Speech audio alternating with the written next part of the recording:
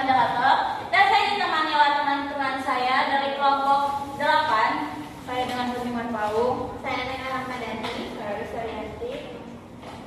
Di sini kelompok 8 akan mempresentasikan tentang landasan historis pendidikan. Yang pertama ada sejarah pendidikan di Indonesia masa awal kemerdekaan yang akan dijelaskan oleh Teh Naila. Kepada Naila, dipersilahkan.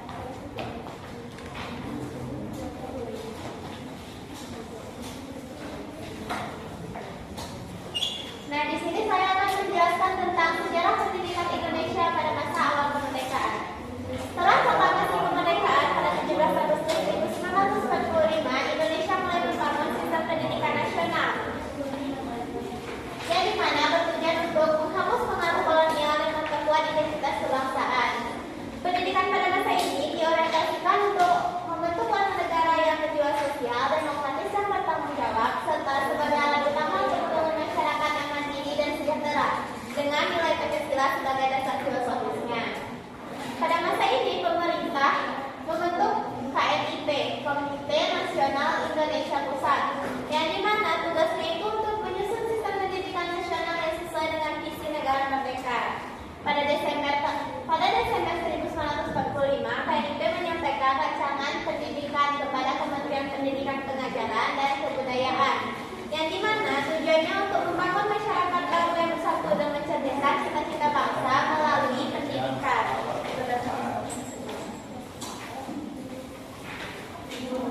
Selanjutnya ada penjenjangan pendidikan di Indonesia. Yang pertama ada pendidikan rendah atau sekolah rakyat. Pendidikan rendah atau sekolah rakyat ini pada awalnya masa studinya itu hanya 3 tahun, setelah itu diperpanjang menjadi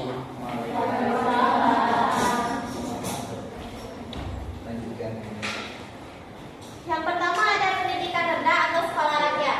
Di sekolah rakyat ini pada awalnya masa studinya itu hanya 3 tahun, setelah itu diperpanjang menjadi 6 tahun.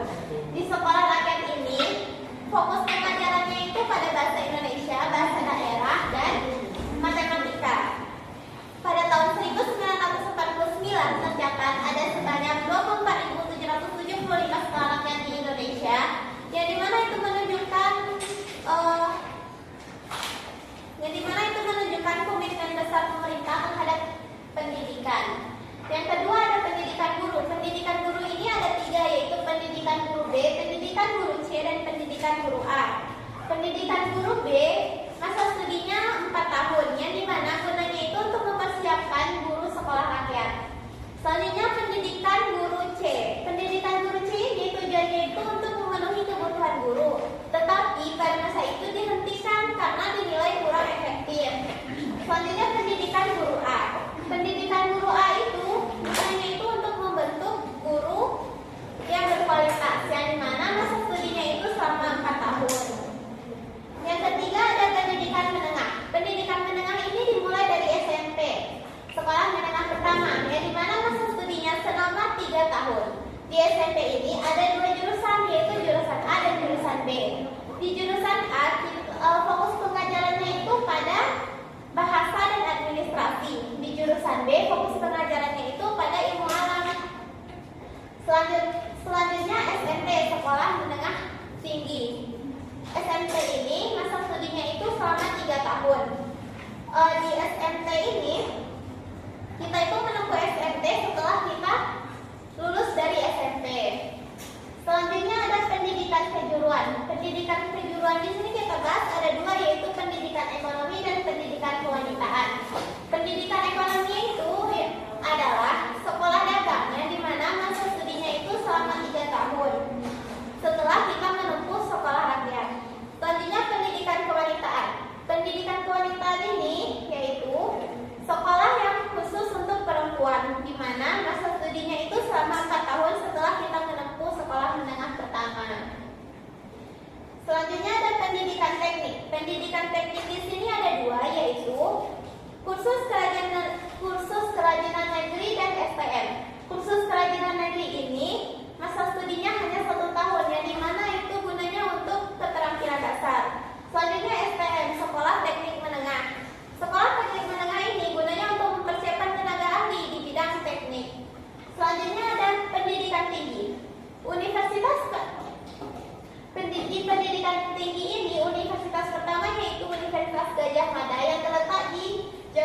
Jakarta pada tahun 1949. Perkuliahan pada masa ini tuh sering terganggu karena kondisi politik yang masih belum stabil. Nah, pada masa awal kemerdekaan ini kondisi negara masih belum stabil. Nah, dibentuklah PGRI, Persatuan Guru dan Republik Indonesia, yang dimana perannya itu adalah yang pertama yaitu mempertahankan dan menyempurnakan Republik Indonesia, mempertinggi tingkat pendidikan dan pengajaran sesuai dengan dasar-dasar kerakyatan, membelah hak serta nasib para buruh pada umumnya dan juga buruh pada khususnya. Mohon maaf, itu berapa sebenarnya? Yang lainnya atau yang semuanya, Pak? Semuanya. Maksimal presentasi itu 10 slide ya? Berapa? Nah, gini teman-teman, nanti usai teman-teman menjelaskan, Bapak izin masuk dulu ya. Kebetulan Bapak sekarang ada tamu dari Setiabudi, lagi nunggu di kantin, tapi nggak tahu kantin mana. Mahasiswa S2 dan S3 mobilnya tesis dan disertasi. Ya, dia mohon kebijaksanaannya ya teh. Kasihan nasib umat, katanya basah kuyup hujanan. Kalau nggak mau basah kuyup, kayaknya harus tunggu sampai jam 4, tapi kalau basah kuyup. Apa deh? Nah, selama periode ini, tantangan utama dalam pendidikan adalah ketidakstabilan sosial politik yang dapat mempengaruhi jalannya pendidikan nasional. Usaha pemerintah yaitu mendirikan gedung sekolah baru untuk menampung kebutuhan pendidikan yang semakin meningkat, menggunakan gedung milik swasta atau masyarakat yang memadai sebagai sekolah sementara, menggunakan sistem pembelajaran 2 sesi yang dimana satu gedung itu bisa digunakan untuk 2 kelompok siswa yang berbeda. Selanjutnya saya serahkan ke moderator. Terus selanjutnya ada tentang sejarah pendidikan nasional masa Orde Baru yang akan dijelaskan oleh Risa. Kepadanya dipersilakan. Sebelum ke sejarah pendidikan nasional masa Orde Baru, saya akan menjelaskan dulu sejarah pendidikan nasional pada masa Orde Lama pada tahun 1950 sampai 1966, yang dimana pada dasarnya pendidikan pada masa Orde Lama ini berupaya untuk mewujudkan cita-cita nasional bangsa Indonesia pada era kepemimpinan Presiden Soekarno di bawah Menteri Ki Hajar Dewantara. Dikembangkan pendidikan pada sistem AMNO yang dimana sistem ini itu berdasarkan asas-asas kemerdekaan, kebudayaan, dan kebangsaan. Yang dimana asas-asas kemerdekaan, kebudayaan, dan kebangsaan ini dikenal dengan Pancadharma. Yang pertama, Ingarso Sungkulodo, ada yang tahu artinya? Artinya di depan memberikan teladan. Yang kedua, Ingmadio Mangunkarsa, yang artinya di tengah-tengah memberikan kekuatan dan terus berkarya. Dan yang ketiga ada Tutwori Handayani, yang artinya memberikan dorongan dari belakang. Tujuan pendidikan pada masa Orde Lama terkait dengan tujuan pemerintahan pada Orde Lama pada pasal yang menegaskan bahwa adanya sejarah pendidikan nasional pada Orde Lama di Indonesia adalah membentuk manusia yang berpancasila, yang cakap dan warga negara, tentang kesejahteraan masyarakat, bertanggung jawab tentang kesejahteraan masyarakat dan tanah air. Dan pada masa Orde Lama ini juga masyarakat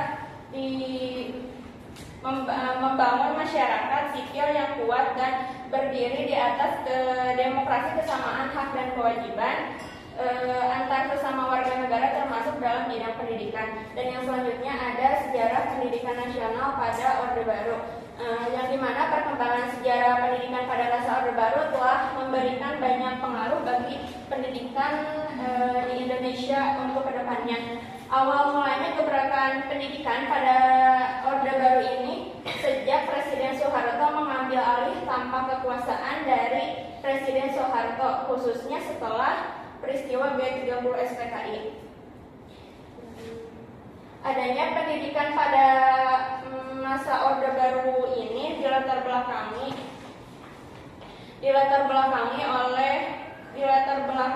oleh adanya G30 SPKI dan tidak terlepasnya dengan namanya krisis politik, ekonomi, dan sosial. Salah satunya peristiwa G30 SPKI. Yang pertama, ketidakstabilan politik pada masa demokrasi terpimpin, yang dimana kebijakan-kebijakan yang dibuat oleh Presiden Soekarno itu telah membawa Indonesia lebih dekat dengan Blok Timur. Dan yang kedua, di mana dicetuskannya Nasakom, nasionalis, agamis, dan komunis yang membuat kedudukan PKI semakin kuat. Dan yang ketiga ada konflik pemerintahan dengan TNI Angkatan Udara yang anti PKI, yang dimana peristiwa tersebut itu peristiwa yang sangat bersejarah. Ini ada 7 tokoh TNI Angkatan Darat dibunuh oleh PKI dan dimasukkan ke dalam buaya yang berada di Jakarta.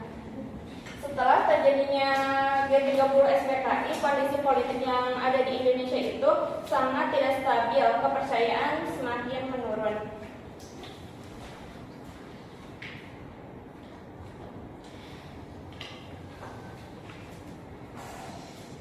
Penghambat pada pendidikan nasional. Yang pertama, badan pemerintahan yang menjalankan pendidikan tidak memiliki kejelasan atau tidak memiliki otoritas, berarti bahwa tanggung jawab dan fungsi badan tersebut tidak memiliki arahan dan tujuan yang jelas. Dan yang kedua, penyelenggaraan pendidikan belum memiliki tenaga kependidikan yang profesional, yang dimana berarti bahwa pendidikan tersebut tidak dipegang oleh mereka yang sudah profesional, sehingga proses pendidikan berjalan ala kadarnya. Dan yang ketiga ada penyelenggaraan pendidikan telah diinterpretasikan oleh kepentingan politik. Ini membuat tujuan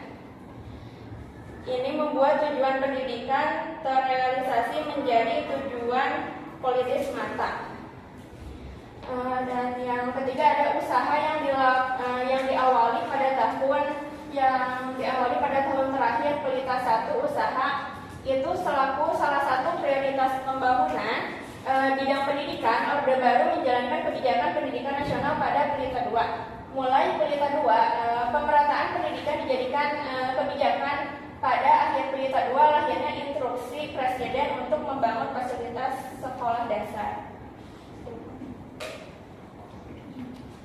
Selanjutnya ada reorientasi pendidikan nasional yang akan dijelaskan oleh Murni. Kepadanya dipersilahkan. Terima kasih kepada moderator. Nah, di sini aku akan menjelaskan tentang reorientasi pendidikan nasional.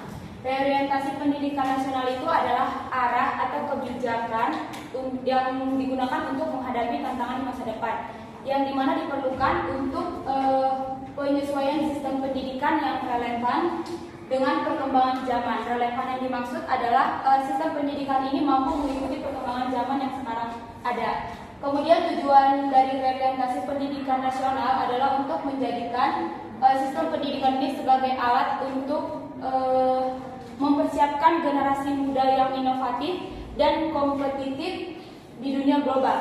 Kompetitif yang dimaksud yaitu sistem pendidikan ini kompetitif yang dimaksud adalah generasi muda memiliki kemampuan daya saing di dunia global atau persaingan di dunia global. Yang kemudian kebijakan dan program pendukung di reorientasi pendidikan nasional. Yang pertama, kurikulum merdeka. Kurikulum Merdeka Belajar memberikan kebebasan belajar dengan pendekatan kompetensi. Nah, di kurikulum belajar ini proses pembelajarannya itu dirancang sesuai dengan kebutuhan siswa, kebutuhan belajar daripada peserta didik. Kemudian proses pembelajarannya itu juga dilihat dari pencapaian atau perkembangan dari peserta didik. Yang kedua, pengembangan guru dan tenaga pendidik. Jadi di sini guru ataupun tenaga pendidik bukan hanya sebagai pemberi materi semata saja, tapi guru dan tenaga pendidik ini mampu sebagai inspirator atau motivator bagi peserta didiknya. Yang selanjutnya dijelaskan oleh Lisa. Dan yang selanjutnya ada tantangan di era reorientasi. Yang pertama, kurangnya infrastruktur dan akses pemerataan pendidikan di wilayah negara yang terdepan, terluar, dan tertinggal. Mereka merupakan salah satu permasalahan yang masih dihadapi di Indonesia ini. Dan yang kedua ada dominasi kepentingan politik, perlunya pendidikan politik. Dan yang ketiga, kualitas dan kompetensi guru, perlunya peningkatan profesional guru. Dan yang selanjutnya ada program sekolah penggerak. Dan yang kedua, penerapan kurikulum berbasis proyek atau bisa juga yang disebut dengan P5. Terus yang ketiga ada penguatan pendidikan karakter. Dan yang keempat, penilaian dan evaluasi yang holistik.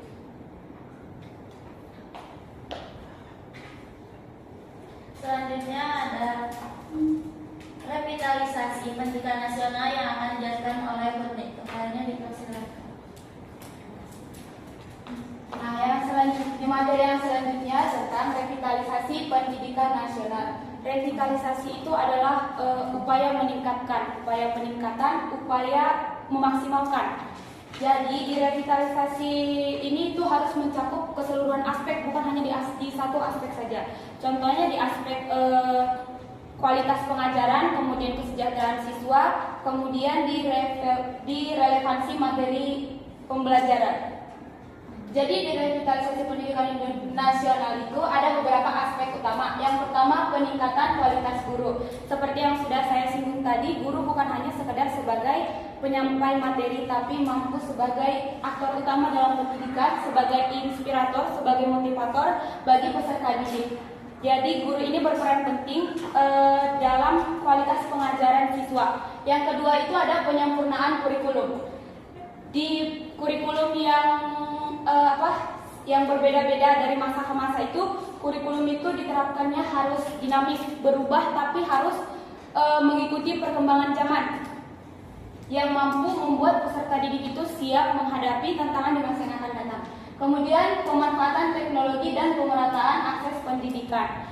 Di pemanfaatan teknologi dan pemerataan akses pendidikan, revitalisasi pendidikan nasionalnya itu adalah melengkapi sarana dan prasarana bagi peserta didik dalam proses belajar dan mengajar, sehingga di proses belajar mengajarnya itu memiliki lingkungan belajar yang lebih baik lagi. Kemudian ada di pembelajaran holistik. Nah, aspek pembelajaran holistik itu kan menyeluruh. Jadi di pembelajaran holistik ini aspek kesejahteraan siswa itu gak boleh diabaikan.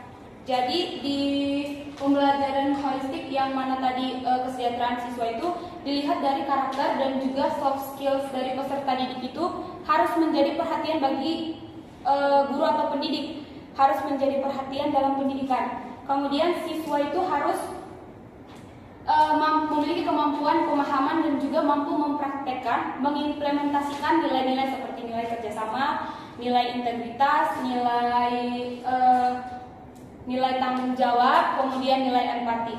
Jadi siswa itu diharapkan gak hanya mempunyai kecerdasan dari intelektual aja, tapi siswa itu diharapkan mampu memiliki kemampuan atau memiliki kepribadian karakter yang mampu berkontribusi positif di dalam masyarakat atau di lingkungan dia berada. Kemudian aspek yang terakhir adalah inovasi dalam sistem penilaian. Inovasi dalam sistem penilaian kan ada tiga: penilaian diri, penilaian kinerja, dan juga kompetensi pengetahuan. Jadi di inovasi dalam sistem penilaian ini harus mendukung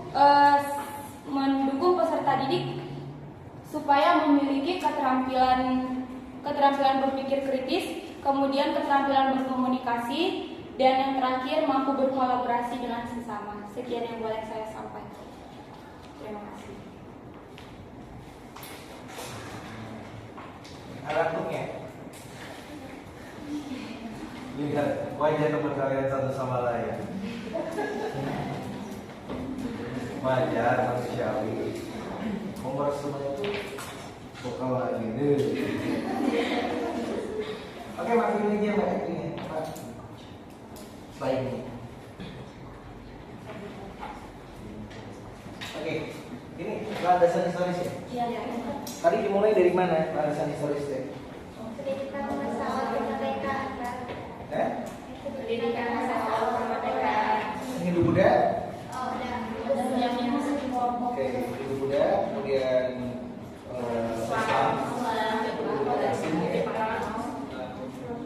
Spanyol, Portugis, Belanda, ya, kemudian era perjuangan nasional ya. Oke, mati dulu Mbak. Klik nggak kalau ini? Ini sama ya? Ya Pak. Kuliah dia bisa update status dan sama. Jus. Gimana? Cibiru. Jalan lumpia juga Pak. Hah? Keripik lumpia juga Pak. Ada yang basah-basahnya mana? Yang risol paling Pak. Mana ada? Ada. Mana? Sini. Ada berapa banyak Pak? Ada 8 Pak. Mana? Bisa ditransfer ya? Harus transfer ke Boleh, Pak. Mana? Ini bisa langsung dimakan ini. Ini halal kan? Berapa ini nih? 8 jadi 20 Pak. 20. Ini duitnya dulu Pak.